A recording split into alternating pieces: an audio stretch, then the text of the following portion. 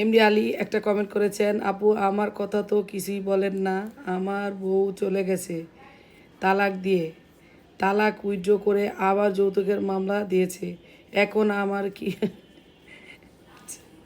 এখন আপনি কী হবে, আপনার কি হবে? বিপদ আর বিপদ, তার হাতেই তো পাওয়ার। সেই তালাক দিল, সেই আবার উইথড্র করলো, সেই আবার মামলা করলো।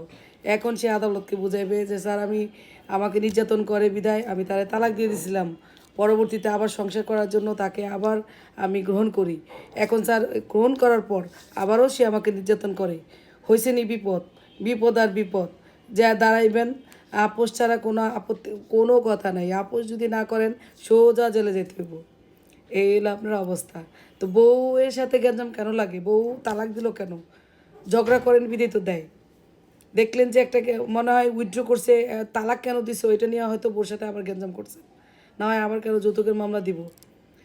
এখন যান, সোজা যান আদালতে গিয়ে বউয়ের সাথে আপোষ করেন, আপোষ করে জামিন নেন, জামিনের পরে এরপরে আবার ফোন দিন।